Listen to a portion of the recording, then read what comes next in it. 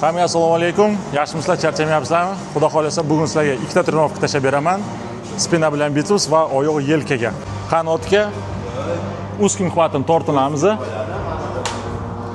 Oxirigacha ko'tarilib, oxirigacha tushamiz. Pastdan nafas olamiz, tepadan nafas chiqaramiz. 5 tadan 5 ta podxod ishlaymiz. Ikkinchi mashqni bu trenajyorda bajaramiz. Ustki quvvatim, pastdan nafas olamiz, tepadan nafas chiqaramiz. Eng muhimi oxirigacha cho'zishimiz kerak. Bel mana bukur bo'lib qolmasin. Beli kirizgan holda bajarishimiz kerak. Pastdan nafas olamiz, tepadan nafas chiqaramiz. Va o'zimizga tortgan paytimizda tirsaklarni yonga ochmaymiz. Tirsaklarni yopgan holda tortishimiz kerak. Shu.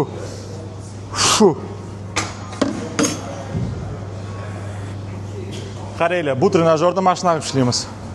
Birinchi podxod 15 ta qilamiz, 1 minut dam olamiz, keyin bitta plita qo'shamiz, 12 ta qilamiz. 1 minut dam olamiz, bitta plita qo'shamiz, 10 ta qilamiz, 8 ta qilamiz, 6 ta qilamiz. Jami 5 ta podxod. Vес ko'paytiramiz, sonni kamaytirib ketamiz. 15, 12, 18, 6 qilib. Xo'p, 3-mashqni gantelda bajaramiz. Qaranglar. Oyoqni orasini katta ochib olmaymiz va kichkina ham bo'lib qolmasin. Mana bunaqa qiyshiq turib olmaylar. Oyoqni mana buni qo'yib olsak, na shiriniya plech. Oyoqni prosta orqaga qo'yamiz, shunda korpus tekis qoladi. Gantelga mana bunaqa suyanib olish kerak emas va orqa oyoq tekis bo'lmasligi kerak. Orqa oyoq ozgina bukilgan holda ishlashimiz kerak. Keyin qaranglar. Gantelni olganimizdan keyin mana bu suyak bor, mana shu suyakka olib kelishimiz kerak. Mana bunaqa движение qilmasligimiz kerak. Bu noto'g'ri. Bitta nuqtaga olib kelamiz, bitta nuqtaga ko'taramiz. Va pastdan tortganimizda yelkani tepaga ko'tarib yormaymiz. Mana shu turgan holda gantelni oxirigacha cho'zib, mana bunga mana bunaqa suyanib olmaymiz. Tasavvur qilinglar, mana bunaqa turibsizlar. Buni ustiga prosta qo'l qo'yib qo'yasizlar, oldiga ketib qolmasligi uchun. Pastdan nafas olamiz, tepadan nafas chiqaramiz. Shu. Bu tomonga 10 marta qilamiz. Qo'lni almashtirib va 10 marta chap tomonga ishlaymiz. Bitta vesda.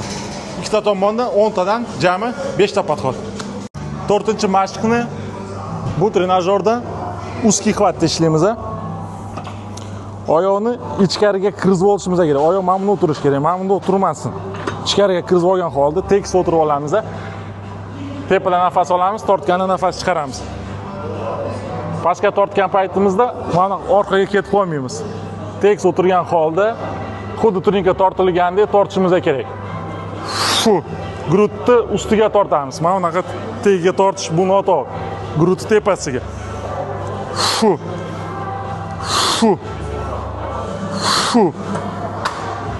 Bu trenajyorda ham 5 ta podxod ishlaymiz. Har bitta podxodda bitta plita ko'paytiramiz, vesni ko'paytirib, sonni kamaytirib ketamiz. 15, 12, 18, 6 qilib. Qanotga 5-mashq va oxirgi mashq yana shu trenajyorda bo'ladi, faqat keng quvvatda ishlaymiz. Bundan oldingi mashq talshina ishlaganmiz, bu mashq esa shirinaga. Xuddi boyadaqa oyoqni oldiga qo'yib olib, korpusni oldiroq tashlaymiz, tepadan nafas olamiz, pastdan nafas chiqaramiz. Shu.